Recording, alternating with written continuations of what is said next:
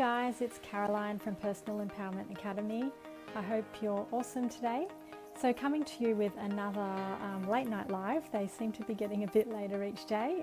Tonight I had a few tech issues just getting started, but hopefully I'm on top of them now. So tonight I want to talk to you about creating space in your life for bigger and better life experiences. So this seems to be turning into a bit of a mini-series about lessons learned from moving home. And so tonight's video is really inspired by something I was reflecting on as I was unpacking more boxes tonight. And it really has to do with hoarding and the way that we can hold on to loads and loads of stuff. And you know, as I was sort of unpacking certain boxes, like I was sort of surprised at how much stuff I had, and some of it I hadn't used in a long time.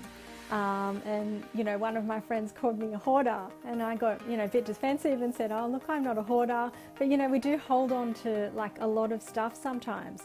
And I think it's important that we take a step back, and sometimes we ask ourselves why we're doing this.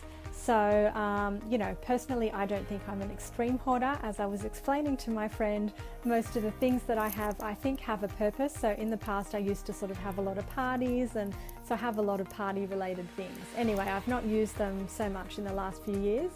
So we'll see how things go. But I think, one of the things that you can do, especially if you are going through moves, is to just do that check-in on, did you, use things between like different stages of your life as you've moved homes?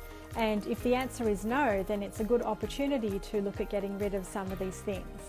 So that's sort of a bit of an intro on hoarding, but that's not really what tonight's video is about. It just made me think of all the things that you can hold on to. And I think when you do hoard things and you collect a lot of things from the past, then that can really symbolize that you've got things on an emotional level that you also are unwilling to part with, and may not be quite ready to let go of.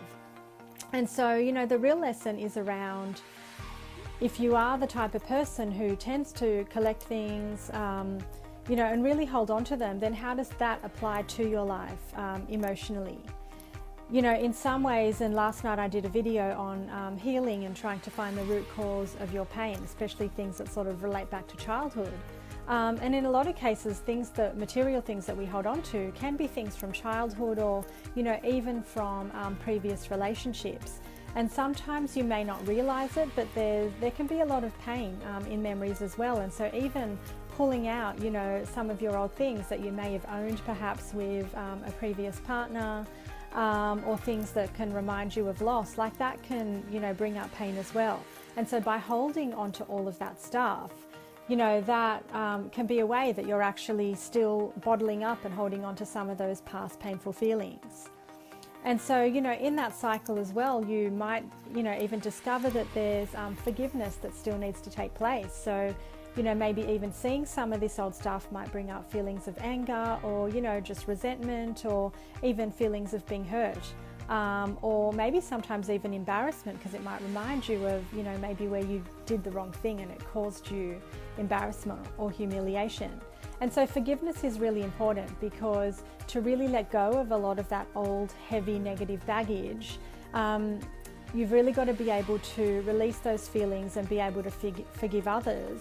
And in a lot of cases, the person you actually need to forgive is yourself. So especially in the case of if you feel that you did the wrong thing, or you're holding on to feelings of embarrassment. So being able to recognize that you might have intense emotions that require forgiveness can be a great form of healing as well. And so look, it's quite late for me tonight, so I'm not going to go into a heavy lesson on how to really go about healing a lot of that past baggage. But sometimes I think a way you can sort of trick yourself is to test something out sort of on a very like superficial and light level, and then see how that translates into your own life. And so tying back into the idea of sort of hoarding and material things that we hold on to, there's a quote that popped into my head by Aristotle, which is that nature abhors a vacuum. And really what that basically means is that nature hates empty space, so it always looks to fill it with something. And you know, I'm no scientist, but my basic understanding of it is that when you've got low air pressure surrounded by high air pressure, the high air pressure kind of gets sucked into the lower air pressure, and that's sort of how a vacuum cleaner works as well. And so what that means in our own lives is that generally when we have empty space, it gets filled with something. And so you can actually take control of that and use it to your advantage by actually creating the empty space by moving on some of your older things, which then, you know, in turn leaves that opportunity for more expansion in your life, because you can fill it with bigger and better, I call it life experiences rather than things, because I'm not even talking about, you know, just going out and buying new things to physically fill the space. I mean actually creating expansion in your life to then bring in a lot of the things that you perhaps want in the form of better life experiences. And so in terms of sort of tricking yourself to do this, so without getting into all the heavy emotional stuff, you can practice by doing it, like so almost testing out your feelings of letting go by getting rid of some of your material things. And so, you know, if you don't happen to be moving home, that's totally fine. You can practice this exercise by doing a spring clean. Like you can even, you know, tackle one room at a time, or tackle one particular cupboard or, you know, storage area at a time. And so, you know, what you can do is practice letting go by going through all of your things and perhaps evaluating, you know, how long it's been since you've used something or worn something. And generally, you know, a year is probably a good benchmark. So if you've not touched something in over a year, then it's probably a good sign that, you know, maybe you've moved on and it could be time to let go of that item. And I know sometimes people think, but it's still really good, I might use it one day. And, you know, my response to that tends to be, well, if it is still really good, like, wouldn't you be better off giving it to someone who can put it to good use? And so ways that, you know, you can move on some of this stuff, especially if you know it is still in really good condition, is you can donate things to charity. Or secondly, one thing which I only discovered on the weekend, which my sister introduced me to, was this idea of paying it forward. And I don't know if every area has this, but in my local area we have a PIF app, so PIF standing for Pay It Forward. And it's literally an app where you can post up pictures of things that you want to give away. So they do need to be in pretty good condition, but it's only a giveaway site. And then, you know, people can respond and then they can, you know, come around and pick up your old items. And there's, so my sister used this site and she actually gave away a dryer. And it's, you know, it's amazing how you can just really end up touching somebody's life. So someone came around to, you know, pick up this dryer that my sister didn't need and she was giving away. And when this guy came to pick it up, he was, you know, telling her the story about how he's got 3 young kids and, you know, they're a fairly low income family, and that this dryer was going to make like a big difference to them and they've never been able to afford one. So, you know, just hearing that, knowing that something as simple as a clothes dryer going to a good home to someone who really appreciates it, you know, is great for them because it's obviously really helping them out. But if you're the person giving that away, just imagine how good that makes you feel, knowing that, you know, you've really helped out like a family who otherwise couldn't have had this dryer at this point in time.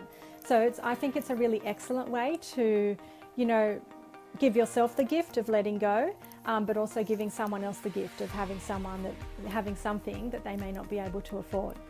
And so really that's, I think, my lesson for tonight. So a bit of a test around just practicing letting go some of your old baggage, but just testing it out on a material level first by doing a spring clean and letting go of some of your material possessions. And then, you know, you can sort of take a step back, and if you're able to, for example, you know, even free up like an entire cupboard, resist the urge to go and fill it back up with stuff again. Because, you know, this might be demonstrating a pattern of you not being able to stand that empty space and feeling the need to fill it up with old things again. So just sort of practice creating that expansion, creating the space, and then letting it over time get filled with things that you truly want. So these bigger and better life experiences.